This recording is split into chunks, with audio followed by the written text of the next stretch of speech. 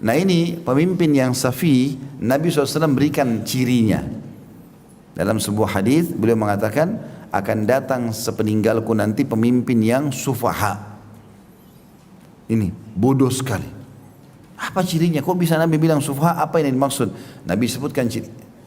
Mereka adalah para pemimpin yang tidak pernah mengambil sunnahku dan tidak pernah mengambil petunjuk dariku. Ini yang dikategorikan safi, pemimpin dalam Islam. Jadi bisa saja dia pintar di satu bidang, mungkin politiknya atau ekonominya, tapi dia tidak pernah tahu agama. Sholat gak bisa, baca Quran gak bisa, apalah segala macam, ini agama jauh. Makanya disilakan dengan pemimpin safi. Dan memang Abu Hurairah berlindung dari keadaan ini, karena nanti dia keluarkan instruksi yang salah, bentrok sama masyarakatnya, akhirnya masyarakatnya jadi berontak, kan jadi masalah, mudaratnya besar. Makanya Umar bin Khattab mengatakan radhiyallahu anhu pada para teman-temannya, siapa di antara kalian atau apa yang kalian harapkan kalau Allah kabulkan doa kalian? Ada yang bilang saya berharap Allah berikan harta yang banyak, lalu saya bisa berinfak di jalan Allah. Ada yang bilang saya berharap ya bisa menjadi seorang mujahid, mati syahid. Ada yang bilang begini, begitu, macam-macam. Maka setelah selesai, kata Umar, kalau saya berharap kalau ada doa saya satu mustajab, saya akan minta Allah karuniai pemimpin muslim yang baik dan adil. Karena dengan baiknya dia maka baik seluruh masyarakatnya. Kapan dia tidak baik maka akan tidak baik semuanya. Karena satu instruksi saja, satu tanda tangan saja sudah cukup untuk mengubah banyak hal. Bisa baik atau bisa buruk. Masyarakat ada yang terima atau tidak terima bukan urusan dia, akan bisa bahaya. Gitu kan.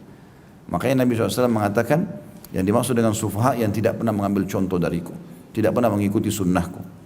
Ya, kalau pemimpin yang baik itu selalu mengatakan pemimpin kita Rasulullah SAW telah bersabda begini dan begitu. Memang dia jadikan agama sebagai patokannya. Maka itu adalah ciri pemimpin yang baik.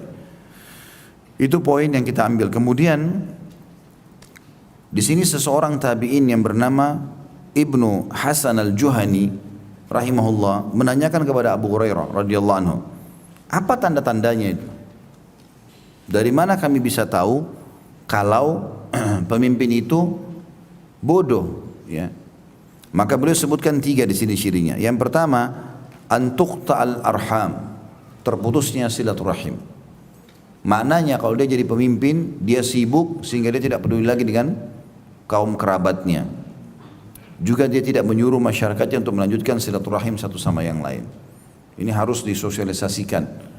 Ya.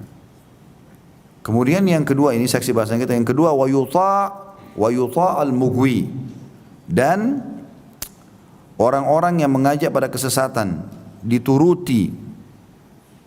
Serta ya di sini maksudnya orang mengajak kesesatan. Jadi kalau ada orang yang mengajak seperti sekarang orang ada yang minta supaya pernikahan sama jenis disahkan, ya, apalah permintaan yang aneh-aneh, melanggar agama semua. Maka ini kalau diikuti berarti masuk dalam contoh safih, ya. Jadi nggak boleh, ya, melanggar agama tidak boleh. Ya, itu orang di Indonesia, apalagi di Indonesia ini negara yang memang dibangun di asas agama, Pancasila, ketuhanan yang Maha Esa yang pertama. Semua orang yang punya meyakini Tuhan Allah SWT yang Maha Esa itu dilindungi. Itu adalah kaum muslimin. Ya. Maka keyakinannya harus dilindungi, tidak boleh sama sekali dirusak. Gitu. Kemudian yang ketiga, wa yu'sa al-mursyid, dan kebenaran akan ditentang. Nah, kalau ada orang menyampaikan kebenaran ditentang, maka ini berarti ciri daripada kepemimpinan yang Abu Hurairah berlindung darinya.